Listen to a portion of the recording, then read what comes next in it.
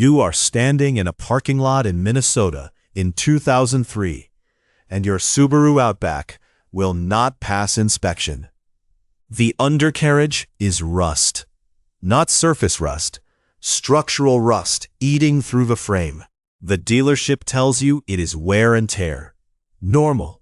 Everyone's car does this. You paid $42,000 for this vehicle 5 years ago. It should not be collapsing into orange powder before the warranty ends.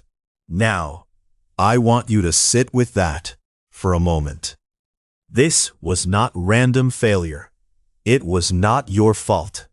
This was a choice made on a factory floor in 1995.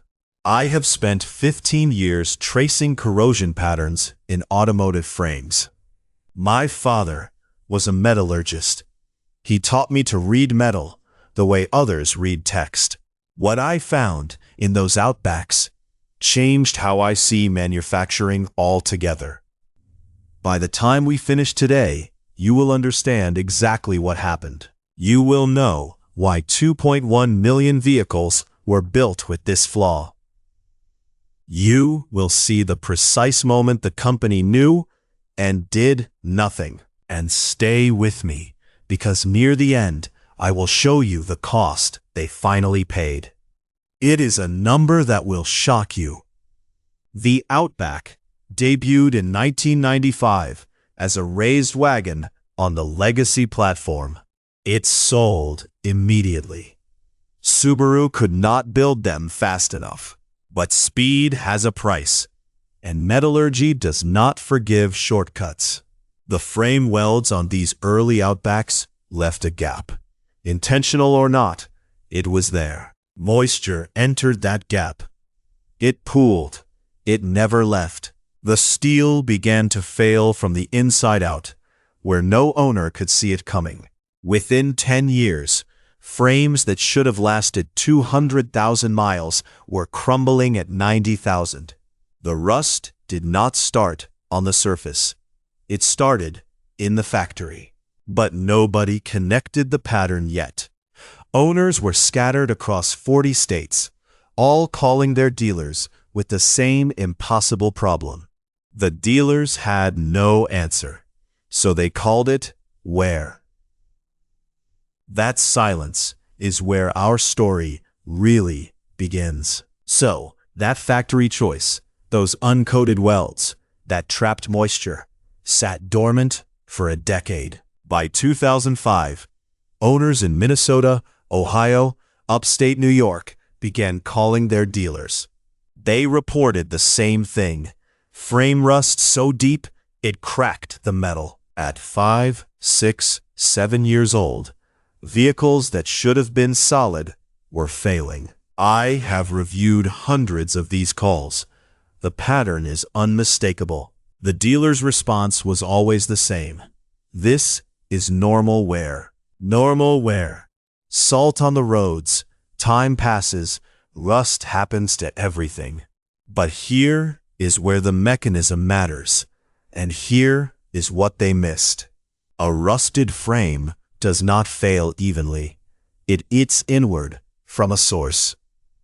The source is moisture trapped inside the weld itself, the weld I described in the last chapter. You are standing in a dealer's service bay in Cleveland, 2006. The owner has driven an hour because the frame is visibly compromised. The service advisor looks at it for 90 seconds and writes down normal wear. They offer a rust-proofing treatment for $300. The owner pays it. The rust keeps eating. By 2007, I began seeing case files from owners in a dozen states: Montana, Wisconsin, Pennsylvania, Michigan. All cold climates. All the same vehicle. The 2003 to 2008 Outback model. All reported the same timeline. Frame failure between 5 and 9 years of age.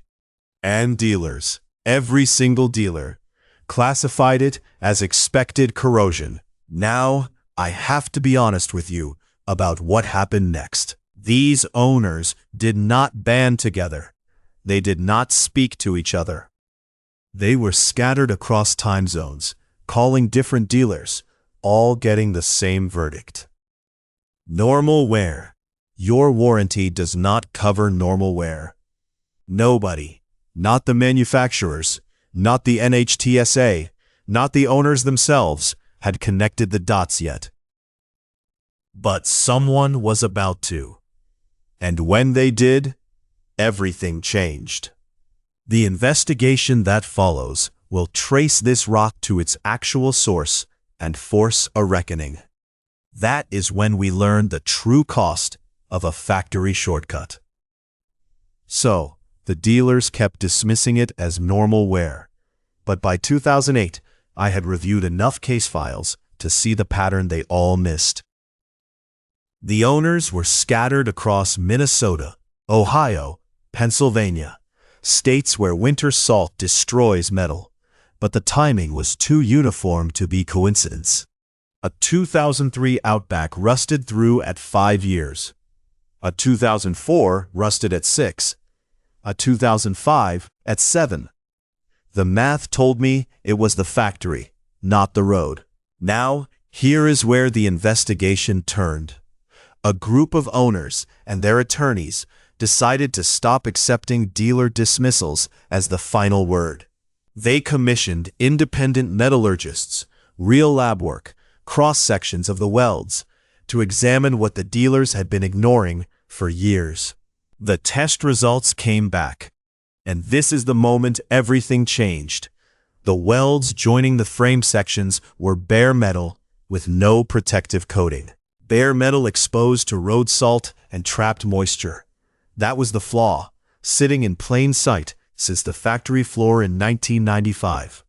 The attorneys then pulled service records from Subaru dealers across the Salt Belt, comparing owner complaints against the specific model years and weld locations. They found thousands of cases, not dozens, thousands, all pointing to the same uncoated welds, all failing within the same narrow time window. I remember reading the findings, the precision of it, the sheer documentation, and thinking, this is the proof the dealers could never explain away. By 2009, the legal pressure on Subaru became public. The company faced a choice: continue fighting in court or acknowledge the scope of the failure. Subaru of America, headquartered in Cherry Hill, New Jersey, finally admitted what owners had been telling them for years was true. The company acknowledged that millions of vehicles from the late 1990s and early 2000s carried this frame weld defect, a manufacturing decision that had aged into a structural crisis. That admission opened the door to a recall, to warranty extensions, to the reckoning that should have happened a decade earlier. But here is what most owners still do not know. The legal settlement and warranty fixes only covered part of the damage already done. Thousands of vehicles had already rusted beyond repair. Thousands of owners had already paid out of pocket for rust treatments that never worked. The lawsuit forced the admission, but it did not undo the years dealers spent convincing owners the rust was their fault, not the factory's.